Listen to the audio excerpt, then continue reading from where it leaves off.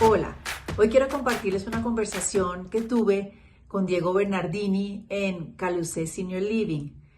El doctor Bernardini nos visitó hace unos días y estuvimos conversando sobre relaciones longevas, un tema de altísima relevancia para tener más y mejor vida. Espero la disfruten. Buenas noches, me presento, yo soy Patricia Morales. Estoy trabajando en estos temas de longevidad por un interés personal y de la vida, y nos hemos encontrado con Diego a través del diplomado y estoy muy contenta de poder tener esta charla contigo para seguir profundizando en un tema sobre el cual creo que estamos muchos de nosotros ya conscientes de su importancia, que tiene que ver con las relaciones. Entonces creo que Diego no necesita presentación, pero no sé si para alguien es necesario que Diego se presente.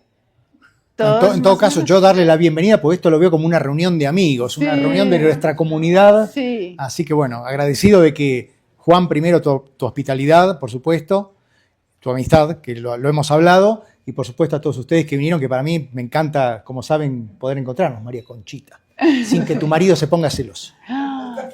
Problema. Que se ponga celoso. Sí. Asumo, lo asumo. Eso me hace feliz. Muy bien. Bueno, va a comenzar, Diego, con leyéndote algo que escribió un amigo que yo tengo. A ver, ¿qué opinas? ¿Qué dice? En la segunda mitad de la vida, las prioridades cambian. Ya no corremos detrás del reloj ni de las exigencias laborales con la misma intensidad. Nos detenemos más a mirar, a sentir y a elegir con mayor conciencia cómo queremos vivir. Me voy a ir saltando cositas. En este contexto, la amistad adquiere una dimensión profunda, transformándose en uno de los pilares fundamentales del bienestar emocional y psicológico.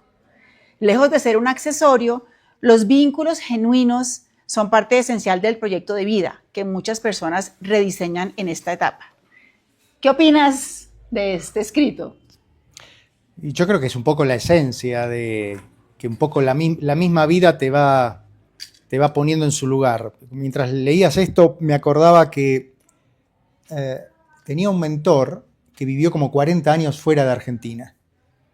Y tenía una hija en New York, otra en Ámsterdam y un hijo en Bruselas. Y el tipo había vuelto a Buenos Aires. Entonces le pregunté, le digo, ¿por qué Buenos Aires? Me dice, porque me gusta leer el diario en papel y ver a mis amigos, ¿no? Y me pasó, él fue el primero, pero después me pasó con varias personas, y lo pienso porque me está pasando a mí también, que vivieron muchos años fuera del país, yo ya llevo 22 años fuera de Argentina, y en algún momento decís, bueno, es tiempo de empezar a regresar, ¿no? En algún punto.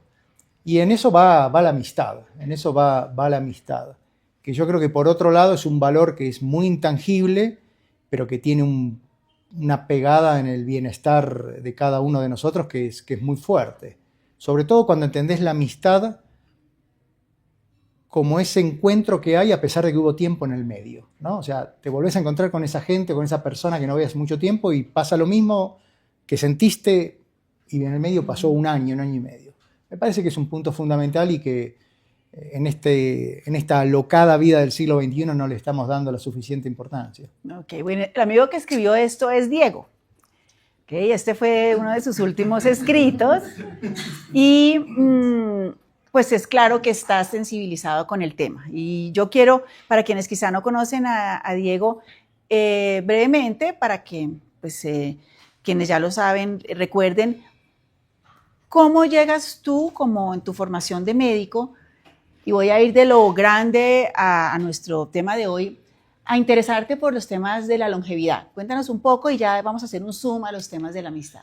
Mira, varias cosas. La primera es que yo tuve la suerte, y creo que algunos de ustedes lo saben, yo conocí 3 bisabuelas mías, conocí a mis 4 abuelos, a uno lo perdí muy joven, tenía 6 años, pero lo recuerdo perfectamente, y mi última abuela murió hace 6, 7 años con más de 100 años, o sea, los disfruté mucho.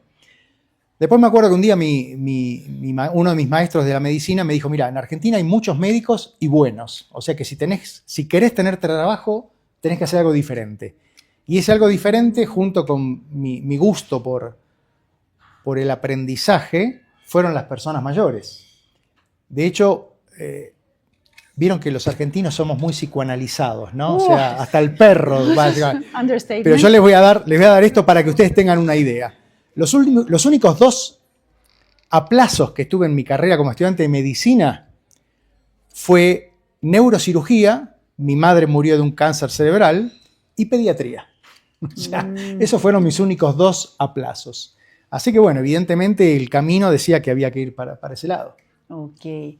Entonces, ya metido en estos asuntos de la longevidad y lo que hemos conversado es que tú has estado mezclando tu práctica profesional con todo este desarrollo del concepto de la nueva longevidad y bueno, te has ido alejando por sustracción de materia de poder atender pacientes porque físicamente no lo logras y pues eres ciudadano del mundo. Y uno cuando habla de longevidad, pues de manera muy natural dice, bueno, clave cuidar la salud, clave cuidar las finanzas, pero también pareciera importante las relaciones.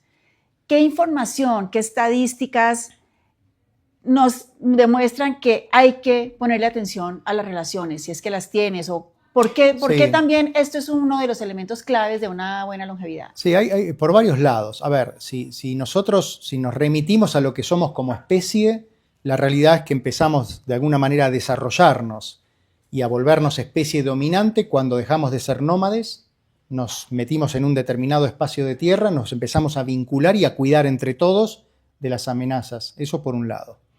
Por otro lado es cierto, cada vez tenemos más información. La información en investigación científica crece más o menos al 2.5, 2.6% anual, ¿no? El volumen de papers, de publicaciones. Todo lo que tiene que ver con envejecimiento, desde lo biomolecular hasta salud pública, está por arriba. Y por lo tanto cada vez tenemos más información de cosas que antes desconocíamos.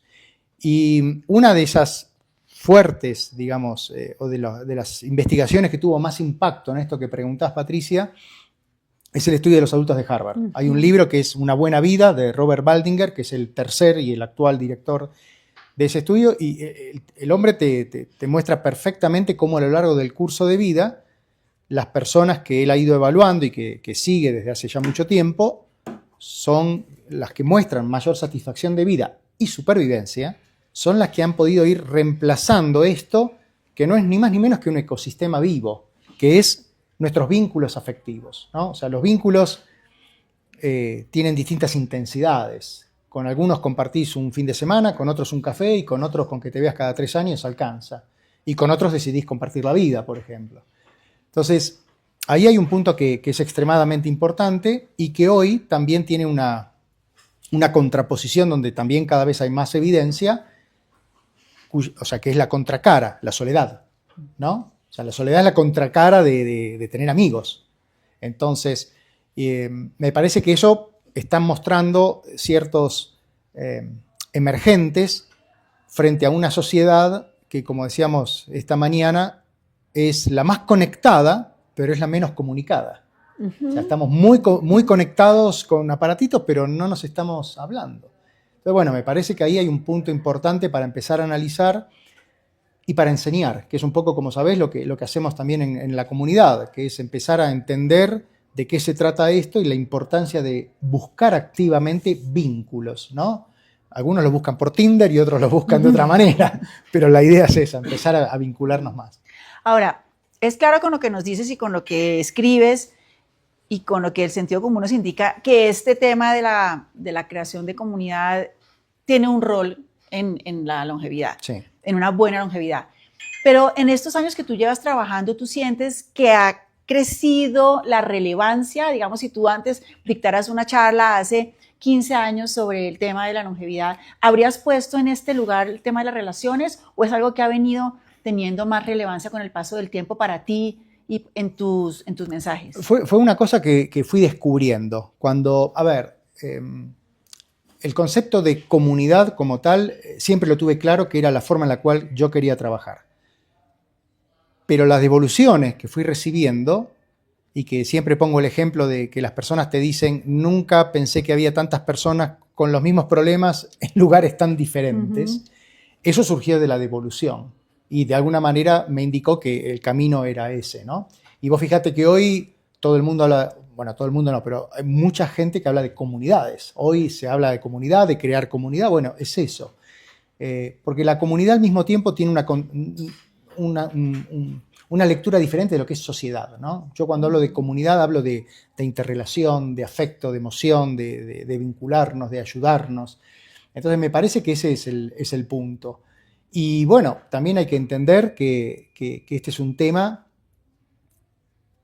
que estamos viviendo un momento de oportunidad porque todo el mundo está hablando de longevidad, pero que también es de riesgo, ¿no? El otro día una persona me mandaba una publicación de un hombre que era neurocirujano y experto en longevidad. Y yo le dije, qué mezcla rara, ¿no? O sea, neurocirujano. O sea, y a veces pasa eso, que encontrás, se empieza a banalizar, se empieza a romantizar, empezás a escuchar personas que no tienen formación o que tienen apenas 20 años y te están diciendo cómo envejecer. Entonces empezás a ver cosas que me parece que tienen que empezar por lo menos a prender luces rojas, sobre todo en aquellos que tenemos la posibilidad de tener más llegada, porque lo hablábamos hace un instante, envejecer no es fácil, o sea, no es fácil. Y bueno.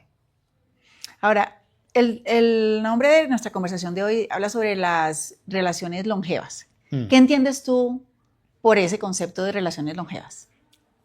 Yo entiendo algo que es de ida y vuelta. Entiendo que es algo que es un aprendizaje mutuo y una relación donde hay un win-win de las dos partes. Y entiendo, por lo menos lo que yo empiezo a valorar cada vez más fuertemente es la lealtad. O sea, no la exclusividad, la lealtad. La lealtad tiene que ver con el respeto, tiene que ver con la escucha, tiene que ver con confianza. Para mí, una vez que esa lealtad se rompe, yo creo que es un punto de no retorno. Y creo que un vínculo, una amistad longeva es una amistad de lealtad. Hoy por mí, mañana por vos.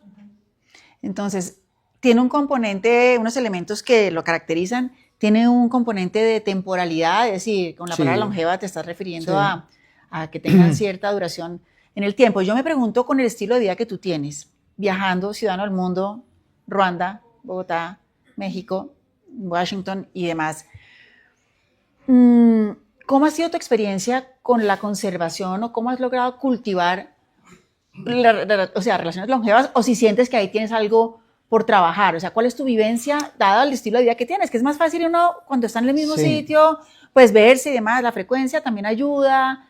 ¿Cómo lo vives tú? Esas relaciones son relaciones netamente emocionales, o sea, son netamente donde te sale el alma o el espíritu más allá de la razón, ¿no? Pero creo que tiene que ver con ir cultivándolo. Yo, por ejemplo, me sigo viendo con Carlos. Carlos, somos compañeros de primer grado, de la escuela primaria, de los 6 años, y nuestros padres eran amigos ya. El papá de él falleció, pero ya eran amigos. Y nos vemos de vez en cuando. Inclusive no nos vemos cada vez que yo estoy en Argentina, pero cuando nos vemos la pasamos bárbaro. Y lo mismo, por ejemplo, somos 4 amigos que nos doctoramos en Salamanca. Uno está en España, 2 en Argentina y yo por ahí dando vueltas. Y tenemos nuestro grupo de WhatsApp y todos los días estamos intercambiando cosas. O, por ejemplo, con María Conchita, cuando nos conocimos en Barranquilla, con el tequila, con Robinson y hablando de eso. ¿Con el tequila? Sí, claro, porque el bar del hotel había cerrado. Ok. El bar del hotel había cerrado y alguien por Rappi pidió una botella de tequila y nos quedamos charlando y tomando tequila. Y con María Conchita cada vez que nos vemos es lo mismo. O sea, pero lo mismo que es con ella es lo mismo con un montón de personas. Con Tuli nos conocemos hace muchísimos años. Entonces, me parece que va por ese lado. Roberto, que acaba de llegar también. Con Roberto nos conocimos a partir de cuando estabas en Amgen, que hicimos una presentación en época de la pandemia. Yo estaba en México en ese momento, pero cada vez que hablamos es una amistad que está ahí, digamos. ¿Y en qué crees que radica el éxito de estas amistades? Porque has dicho que hay un tema de lealtad. Hay que también esforzarse un poco, es decir, como lo que hemos dicho, cuáles son los elementos para una longevidad buena, pues hay el tema de salud, hay que trabajarle a la salud. El tema financiero, pues hay que sentarse mínimamente a pensar. El tema de propósito en las amistades, porque quizá hay una sensación de que eso es algo que está dado, pero hay que trabajarle. ¿Tú tienes algún tipo de rutina no quiero volverlo una cosa sistemática, pero no sé, una vez al mes verte con alguien o escribir, ¿hay algo en tu diario vivir en el cual incorpores una cosa deliberada de cultivar la amistad? En algunos aspectos sí. Por ejemplo, una cuestión que surgió en los últimos años es esto. Es cada vez que tengo la posibilidad de estar en México, aquí, en Chile, lo hemos hecho en todos lados, donde tuve la posibilidad de viajar, es juntarnos. Porque además, a mí en lo personal, me gusta mucho que se junten personas que, por ejemplo, que son de distintos grupos del diplomado, ¿no? Como cuando ayer estábamos en la cola, en la fila para entrar y te dije, Rey, Arge, son de dos grupos distintos del Diplo. Bueno, que se conozcan, porque además, y de hecho hay una propuesta que vamos a empezar a trabajar el año que viene en la comunidad, que es justamente para crear esto, porque, mira, hace un tiempo una persona me decía, ¿qué te gustaría? ¿Qué sentís que te puede ayudar en tu trabajo? Y yo le digo, mira, yo sé que este mensaje llega.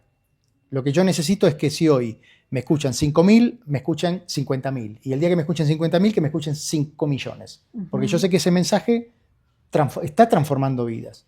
Porque lo escuchamos, lo vemos en los encuentros, en los diplomados, lo vemos cuando ustedes mismos se organizan, lo vemos con personas que de repente viajan a México y ¿dónde estás? En México, voy a estar en Ciudad de México y nos juntamos a cenar y nos mandan las fotos. Bueno, entonces evidentemente eso es algo que yo lo tomo como justamente cultivar un poco eso. Y en lo personal lo hago cada vez que puedo.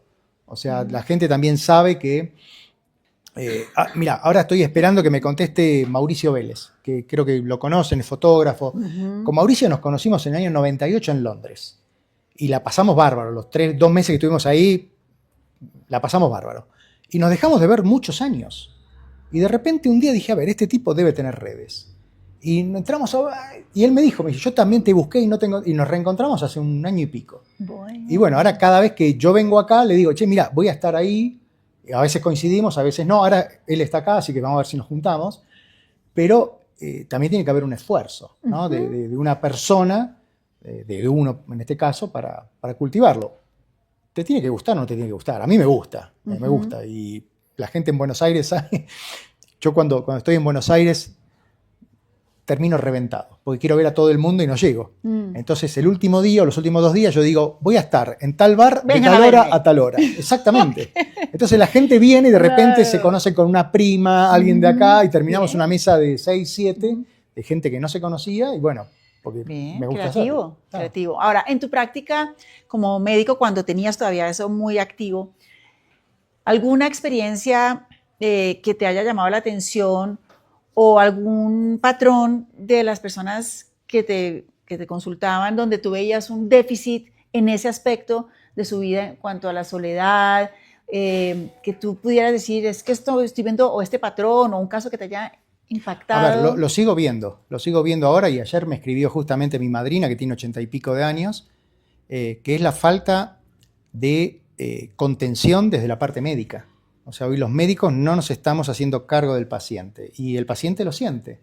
Entonces, yo creo que hoy tenemos que desarrollar ciertas habilidades y cierta empatía para dar contención y acompañamiento. Entonces, lo que yo veía en esos pacientes era que buscaban no solo la solución médica de alguna manera, sino que también buscaban otros valores. Yo, por ejemplo, a mis estudiantes siempre les digo, todos mis pacientes tenían mi WhatsApp. Y yo sé que si un paciente me mensajeaba a las 4 de la mañana no era por una estupidez, era por algo importante. Porque cuando vos tenés un buen vínculo, el paciente no te va a despertar por una estupidez a las 3 de la mañana. Entonces, eso que de alguna manera tiene que ver con este vínculo, con esto que estamos hablando de las relaciones vinculares, es algo que, por ejemplo, los médicos en general tenemos una deuda pendiente, que lo estamos, en mi caso, busco enseñarlo desde el pregrado, desde la facultad, y que debería ser más generalizado, ¿no? Ok, o sea, una tarea para las facultades, sí, para total. los médicos. Ahora, también se dice que las personas de cierta edad en adelante que están frecuentando mucho los médicos como un espacio donde se conectan, donde se sienten vistos. Hay un tema con el contacto físico del médico que examina, que toca, que la presión. Hay algo en ese contacto físico que para unas personas es muy valioso cuando están en un, digamos, déficit de atención y de relacionamiento. Las personas mayores sufren de un SIDA, de un SIDA, que es el síndrome de inmunodeficiencia afectiva. Y eso tiene que ver con el TACH. El TACH está estudiado. El TACH está estudiado. Yo te puedo contar, hay una experiencia, por ejemplo, que se hizo con pacientes donde iban 2 grupos de médicos, el paciente en la cama y los 2 médicos el mismo periodo de tiempo, 5 minutos. Con la diferencia de que uno de los médicos se sentaba en una silla y el otro le hablaba de parado al paciente.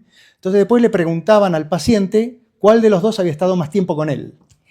¿Y qué pensaban que decía? El que se sentó estaba con más tiempo. Sí. Y después les puedo contar algo que yo se los cuento a mis estudiantes porque yo no lo podía creer.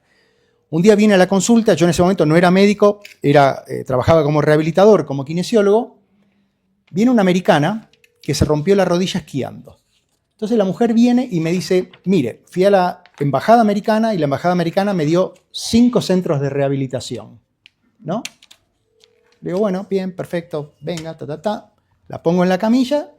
Entonces le pregunto, ¿qué le pasó? Y me dice, sí, estaba esquiando y me rompí la rodilla. Entonces yo empiezo a evaluarle la rodilla, ¿no? Empiezo a palparla, las pruebas, Y en un momento la mujer me dice, este es el 3er centro de rehabilitación al que vengo, me dice, de los 5 que me dieron. Usted es el primero que me toca la rodilla. Bueno, ay no.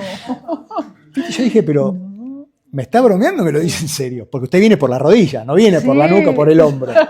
Me dice, sí, me dice, usted es el primero que me hace esto en la rodilla. Yo no lo podía creer. Sí. Por supuesto, la mujer hizo los 4 meses de rehabilitación conmigo. Claro. Pero, ¿entendés? Entonces yo digo, a ver, esto no es ciencia, esto es sentido común. Sí. Entonces, a veces uno encuentra ciertas cosas que todavía no las puedes creer. Okay. Pero sí, el touch es fundamental y fundamental para las personas mayores. A las personas mayores no se las toca. Yo creo mucho en el efecto terapéutico del abrazo. A mí me gusta mucho abrazar. Y creo que el abrazo hay que darlo con firmeza, con contención, y sobre todo las personas mayores te lo agradecen. Okay.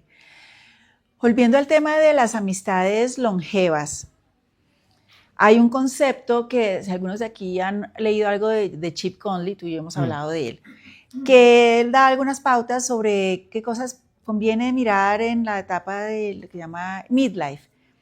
Y una de ellas es lo que él llama, voy a utilizar palabras en inglés, no quiero que digan soy una gomela, pero es que el inglés muchas veces es mucho más preciso, lo que se llama el editing, editar cosas en la vida.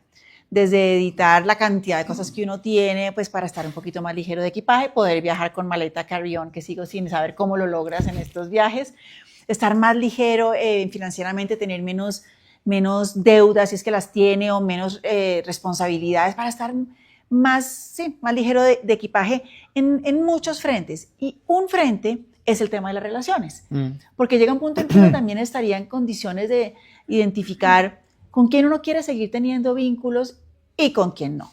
Porque hay unos vínculos que se han tenido, se heredaron o tuvieron un propósito y fueron valiosos en un momento dado, pero quizá ya no. Y en mi opinión, esa es una de las acciones que yo creo que es más valiente, porque no se trata ni de ser antipático ni no volver a contestar, pero uno sí tiene el derecho de empezar a hacer como un cambio sutil, pero decidido, de buscar la gente con la que uno se siente más cómodo. ¿Qué piensas al respecto de esto de editar relaciones o amistades? Yo te voy a traducir el editing a nuestro lenguaje. Ya. El árbol genealógico también se poda. Así, directamente. Y mientras comentabas esto, charlaba, Estelita, bienvenida. No le voy a poner media falta, pero le voy a hacer, ¿vio la Kiss Cam? No, pero vamos a poner el foco ahí. Pues vamos a voltear la cámara. Así. Mira, mientras charlabas esto, me acordaba cuando hicimos el book trailer para la segunda mitad, donde está Tuli. Hay personas de distintos países que hablan del book trailer de la segunda mitad, y Tuli dice algo. La segunda mitad es el momento donde haces lo que querés, cuando querés y con quién querés. Okay. Esas fueron tus palabras. Bueno, pues muy acorde con eso. Y es eso. Yo creo que en ese momento, o sea, justamente Chip, en una de las últimas escritos de él, habla de cómo con la edad modulás tu carácter y con el carácter viene la sabiduría. Y esa sabiduría tiene que ver con decir, con este pierdo tiempo y con este no. Con él quiero estar y con él no. Y bueno, y es eso. Entonces es donde, como a mí me gusta decir, ya no tenés que rendirles cuentas a nadie. O sea, literalmente una expresión muy argentina, te chupa un huevo todo, digamos. Entonces... Así ya más claro. Sí. Muy bien. Eso quiere decir que si uno ve esta posibilidad de hacer una edición de sus relaciones y descubrir nuevas amistades, estamos partiendo de la base de que tenemos unos años adicionales y pueden ser 20, 30, pero también pueden surgir amistades nuevas. Entonces, Totalmente. el concepto de longevidad en las relaciones, hay que ver si es una combinación entre tiempo e intensidad, porque surgen esas nuevas amistades que uno puede de pronto descubrir a partir de los 50 o de los 60, que pueden ser muy significativas, muy enriquecedoras, pero que no necesariamente han sido de toda la vida, sino que nacen con un significado muy importante y pueden tener un valor que no está atado al tiempo, sino al significado. Entonces ahí creo que esa es una apertura importante. A ver, una muestra de esto, un reflejo de esto, son las tasas de divorcio en personas mayores de 60. Ahí después estás editando tu vida. Cierto. O sea, ese es un fenómeno que está medido en determinados países, que quizás que en Colombia o en Argentina o en otros países no se mida, no significa que no exista, pero los países que miden te muestran perfectamente cómo esto ha cambiado. Así que, sí, a ver, son cosas que empiezan a aparecer de distintas maneras y que hay que prestarle atención.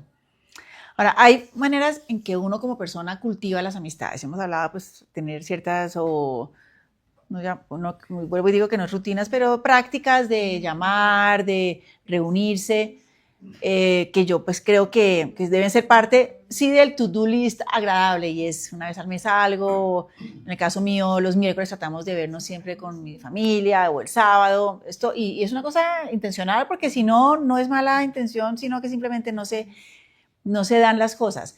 Pero a nivel también del entorno, hay, yo creo, una posibilidad, no sé tú qué opinas al respecto, de que los entornos, las ciudades, también faciliten los encuentros, faciliten la comunicación y la relación. Y creo que hay ciudades que son más amigables en ese sentido con los espacios de encuentro. No sé tú que viajas mucho, ¿qué experiencia tienes con dónde se facilita más, cómo que el entorno, no solamente la intención del individuo? Es curioso, porque en general la ciudad, en términos generales, te somete a un anonimato. Vos fíjate que ya en los edificios poca gente saluda en un día. Entonces, eso creo que claramente es una intervención que hay que hacer para facilitar un poco eso, ¿no? Pero sí, a ver, por eso digo, estamos muy comunicados, o mejor dicho, muy conectados y poco comunicados.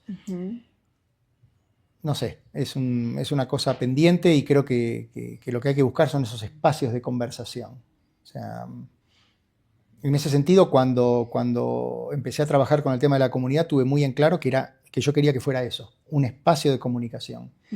Y también yo te diría otra cosa. Creo que tenemos que aprender mucho de ustedes, de las mujeres, porque ustedes siempre están en grupito. Siempre están en el teatro, yendo al teatro, en un café o viajando juntas. Mira, hace un mes atrás tengo un gran amigo que es economista, y para el Fondo Monetario, para el banco y demás, y él venía de una conferencia que se dio en Chicago, ¿no? La conferencia más importante en esta área. Y viene y me dice, me acordé mucho de vos, pues hablamos, él tiene uno de los 5 podcasts más escuchados en economía en América Latina. Y justamente cuando hablamos de economía de la longevidad, me dijo, mira, este tema pegó, es de los más escuchados. Entonces el otro día me escribe y me dice, vengo de Chicago, me acordé de vos porque dio una conferencia el CEO de UBS, del Banco de Inversión Suizo, y contó cómo está cambiando la inversión en las personas mayores a raíz de las mujeres, que son las que se quedan con la herencia cuando nosotros nos morimos. No se ría, que es en serio, es en serio. Bueno, el reporte del UBS lo publicaron la semana pasada, es un reporte de unas 20 y pico de páginas, donde habla, o sea, es el reporte de eso, de cómo la inversión de largo plazo y en la segunda mitad de la vida tiene una nueva característica que es femenina. Entonces, todo esto, por eso justamente hoy a la mañana hablábamos en el podcast de Corfi, que la segunda mitad es un fenómeno femenino, donde ahí entra muy fuertemente el tema de los vínculos. O sea, hace 2 meses di un taller en Buenos Aires de 3 horas donde hubo 70 personas, un solo hombre. Ahora estamos armando el retiro a México. Creo que hay 3 hombres, el resto son todas mujeres. Pero siempre pasa, ustedes que hicieron el diplomado lo vieron. O sea, en el diplomado hay 2, 3, ¿no? Arge, Fernando, Rey, pero por cada cohorte tenemos 2, 3. Entonces, fíjense que inclusive nuestra comunidad salió por generación de las mismas mujeres entre nosotras, la comunidad que lidera Abby. Todavía nosotros no nos pudimos poner de acuerdo para crear la nuestra. Entonces, bueno. ¿Pero lo han intentado? A ver, lo hemos hablado, pero no hemos... Que somos 6 gatos. Pero bueno, vamos a empezar. Okay. Vamos a hacerlo en algún momento. ¿Y se sentirían raritos? Es muy curioso, pues mira qué interesante. Los varones que lo pidieron que sea Abby quien coordine. No, yo reconozco, no me siento en el rol de poder coordinarlo por la dinámica que tengo, es la realidad, sí, no, por la dinámica que tengo. Sí. Podría estar asistiendo cada vez que pueda sin ningún problema, me encantaría. Pero a mí lo que me llamó la atención, que se lo pidieron a Abby. No es que me dijeron a mí, che, Diego, armá una comunidad, y dijeron a Abby, ¿cuándo armás una? Se necesita una mujer en todo caso para tener a Abby ya le dije 20 veces, a ver, largate con esto, empezalo y vamos. Pero bueno, eso es un tema, por eso digo, dentro de esta cuestión vincular es muy fuerte el tema de las mujeres. Lo vemos de que somos chiquitos cuando estamos en un bar y van juntas al baño. Entonces... Pero yo te digo que para mí eso siempre fue súper exótico. Yo creo que yo soy medio masculina en eso, porque a mí los grupos así no es tanto lo mío, pero creo que soy la excepción. Pero lo cierto es que las mujeres hacen grupos, viajan, si van al baño juntos, que a mí eso me parece rarísimo. Sí. No entiendo, pero tienes razón, sí pasa.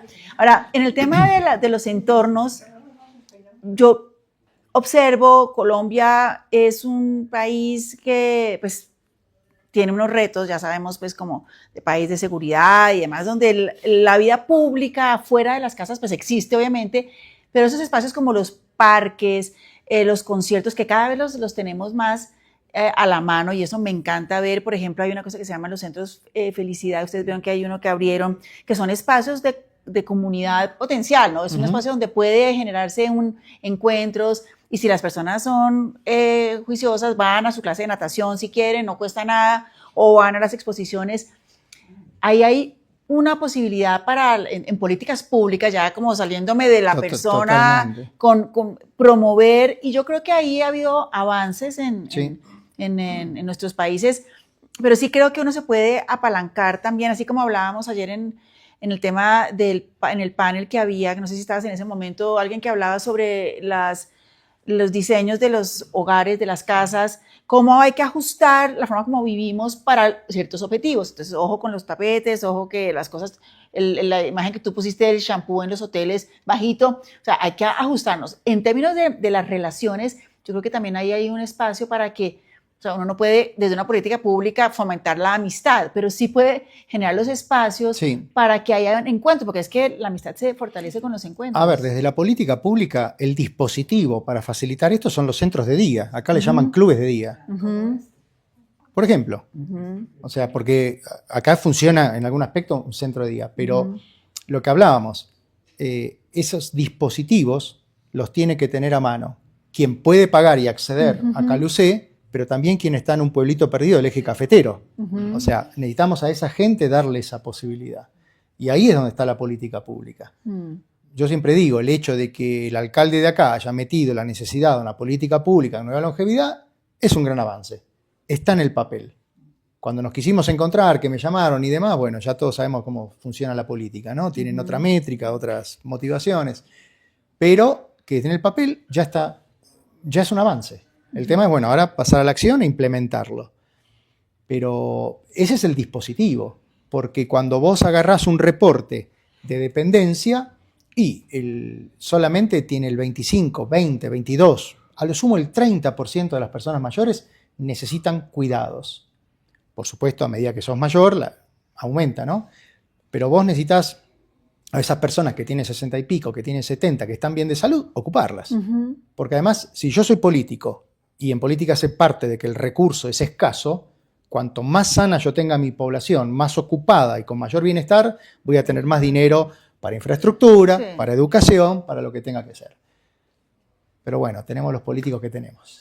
Confiemos que...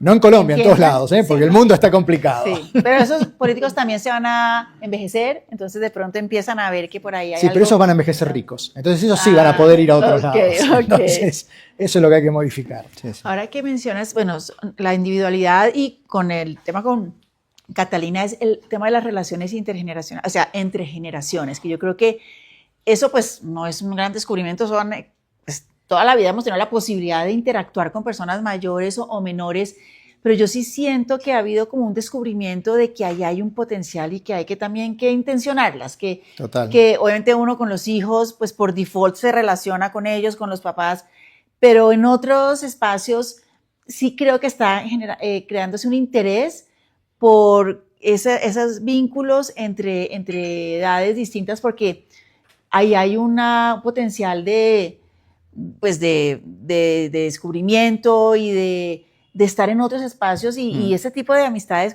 yo no sé, las generaciones son de cada 20 años, más o menos, con una generación a otra, ¿cuál es? Como Hay distintas ideas. Se supone que una generación es un grupo de personas que nacieron en un mismo y que en un grupo de años, pero que sobre todo compartieron determinados fenómenos sociales que se dieron en ese espacio de tiempo.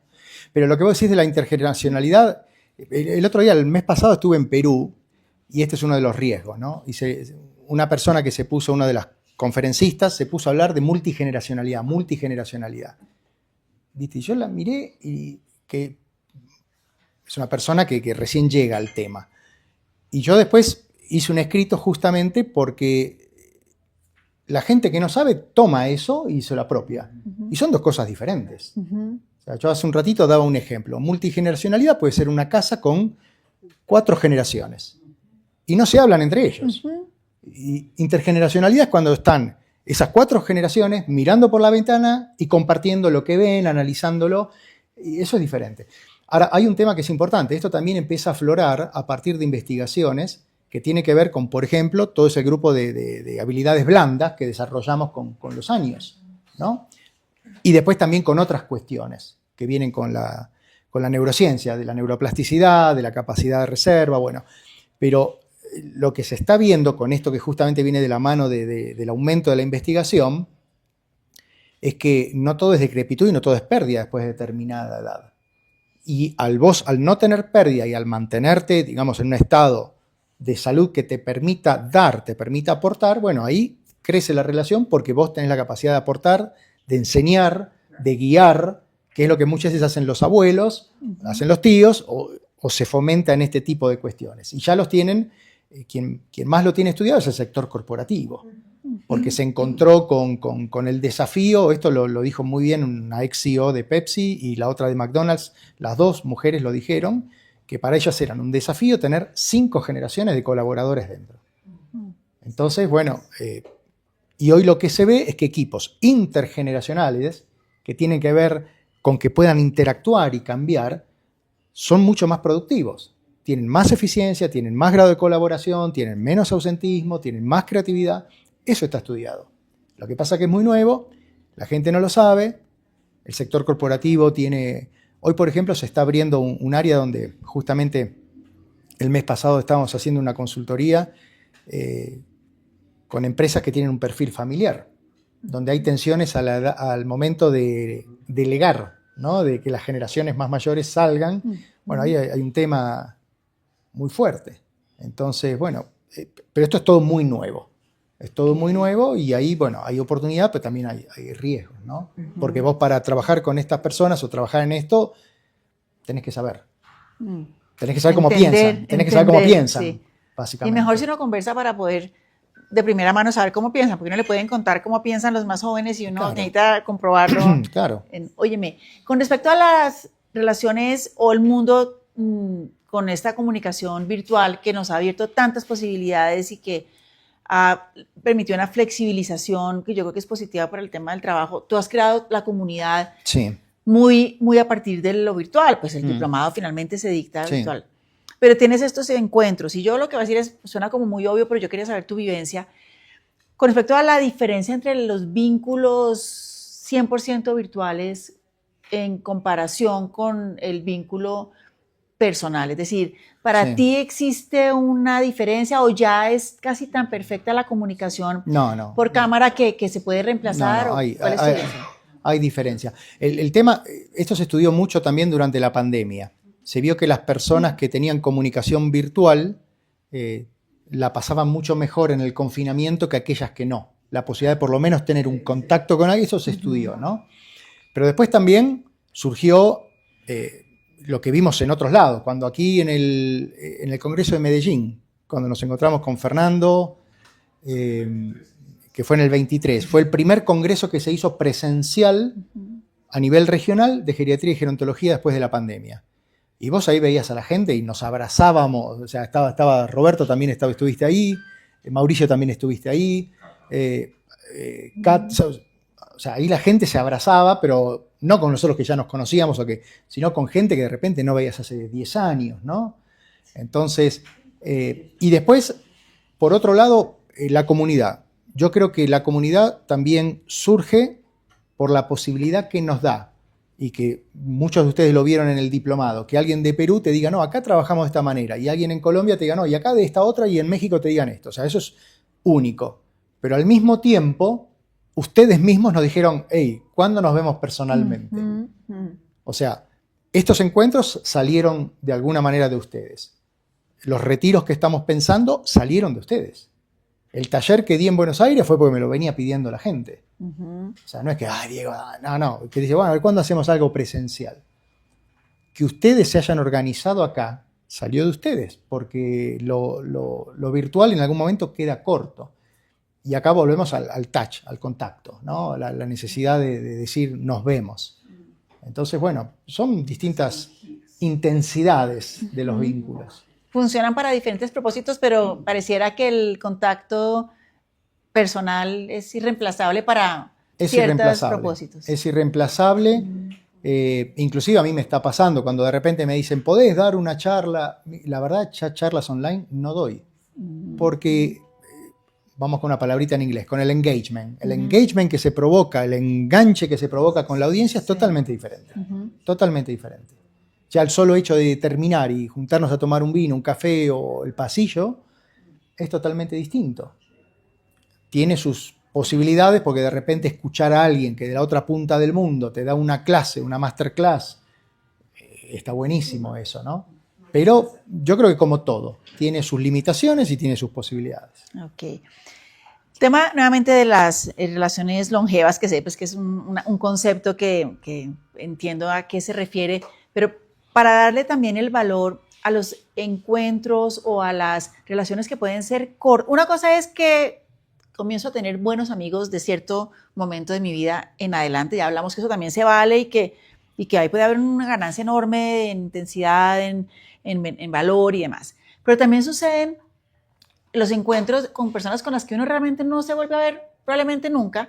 Ahí también es toda la invitación de vivir el presente, de darle todo el valor al aquí y a la hora. Y uno puede tener un encuentro con alguien en un aeropuerto o en una reunión que conversemos. Ahorita que estaba hablando con Lina, que no sé qué se me hizo, por ahí está, sí, que después fueron 10 minutos de una comunicación preguntando en qué consiste lo que tú haces, cuéntame.